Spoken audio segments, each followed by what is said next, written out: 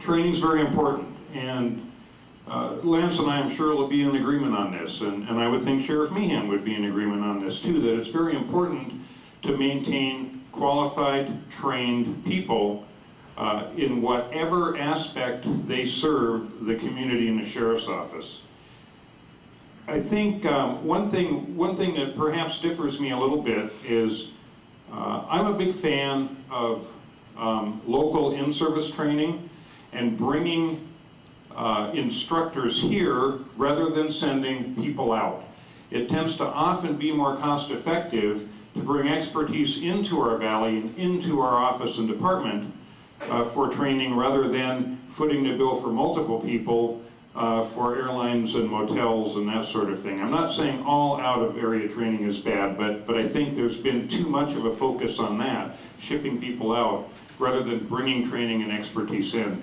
The other thing I want to mention very quickly, and I'll try and stay within my 2 minutes, about training is, I think it's important in training to incorporate various divisions within the office as well. We oftentimes tend to offer training that is division-specific when it doesn't need to be. An example is there's gang training out there, and I think that if there is training offered for gangs, then that ought to include all the various divisions of the Sheriff's Office. It shouldn't just be for the sworn personnel. You should incorporate the detention staff into that training, and those training sessions ought to involve everybody. They all work together, and there ought to be more larger group involvement in training and training with the other agencies as well. Well, I totally agree with Chuck, just as he stated to begin with. And to kind of further with that, I think the training, it's extremely important, because if you don't have people properly trained in every given field of law enforcement, we can't serve you. Bottom line is you're our boss. And by the way, thank you for the paycheck, and I mean that.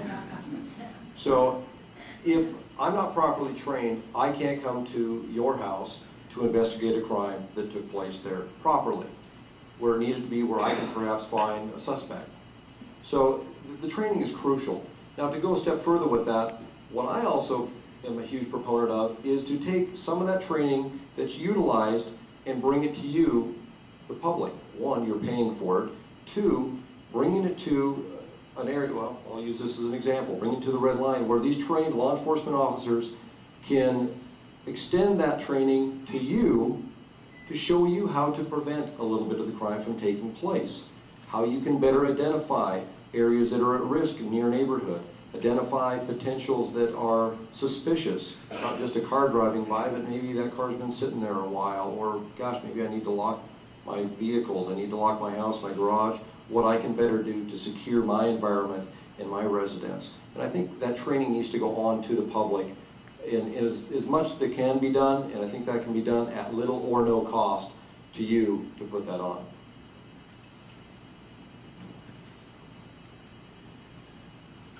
With the change in criminal trends, how would you, as a new sheriff and the Sheriff's Department employees, how would you attempt to deal with medical marijuana now being zoned out of the city limits and into the county? And thank you, cities, for that. If you read, by the way, that is MCA, Section 50, Chapter 46, 201, for those of you that are interested. And by the way, if you're a caregiver, you know the only thing you have to be a caregiver, 18 years of age, and you got to have just a little under $200 to file. That's it. As far as that is concerned, you know, obviously we have to work within the confines of the laws that we have, that legislature has given us. We have a law, 5046-201, that is extremely poorly written. It's extremely vague. I, if elected sheriff, obviously I can go down to Helena right now because it's a hot button, it's a hot topic, and I can lobby and I can talk to the committees and explain to them from a frontline approach what we're facing in our communities. That I can do right now. The problem is I don't carry much weight. I just carry the weight of a sergeant. If I go down there as the sheriff, there's only 56 of them in the state, and I can get MSPOA behind us, which I know we can, I'm going to carry weight, I'm going to have standing. And I know that I can't amend the law, but what I can do is I can explain to them the problems with the cities, what they're doing, which I commend them on that, but it's bringing the problem out into the counties, and we need to deal with this. It's only getting bigger, and we're dealing with it time and time again out on the street, and it's creating more problems and manpower issues when we could be dealing with other things.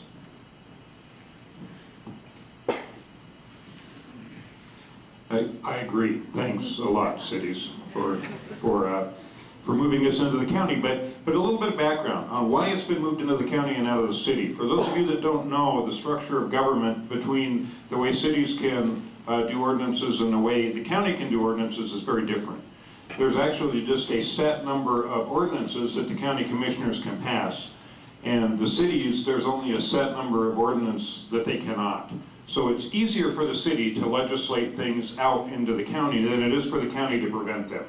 So I'm certainly not blaming, and we have several commissioners here tonight, so guys, I understand the dilemma that we're all in, and it affects law enforcement very much.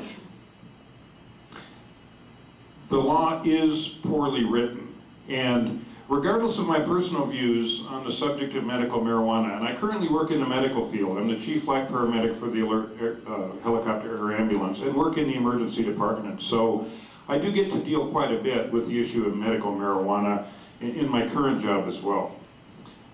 The voters in this state have spoken. This was a voter referendum. This was not just a few legislators thinking this was a great idea. So the voters have spoken. So my personal feelings of this don't much matter. We have the law and we have to enforce it. I agree, the law is very poorly written. I think our legislators all realize there's been a lot of exposure, and I think our legislators, and I've heard a lot of the candidates speak in this campaign, and I think they all recognize that there needs to be some revision. It needs to be tightened up. There are a lot of things that need to be better identified, perhaps some changes in regulation, and a lot of even the consumers, of the cardholders for medical marijuana, and the caregivers themselves would agree. So I think you're going to see some legislative change. I would certainly like to have some input in that at the statewide level as well.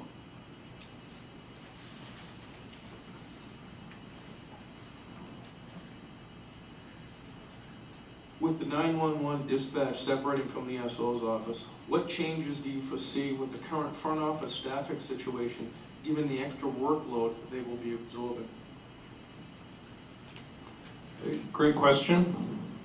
I'm proud to have, during my tenure, have begun the process of consolidation of the 911 center.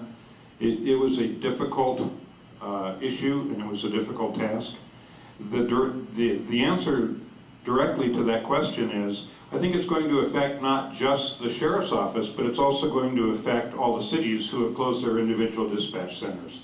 At the sheriff's office, certainly our 911 dispatchers did at least some amount of clerical work, phone answering around the clock, things like that, as they related specifically to the function of sheriff and not just the entire 911 center. I think it definitely is going to require an increase in staff within the sheriff's office itself. However, there is a cost savings to the individual agencies by consolidation, and I think that that should fall fairly closely. There shouldn't be any additional funds that need to be expended, but I think it does require an increase in clerical staff. If for no other reason, then you need people to answer phones, do some of the typing, and do some of the work. But I don't anticipate that it should be a lot of increase.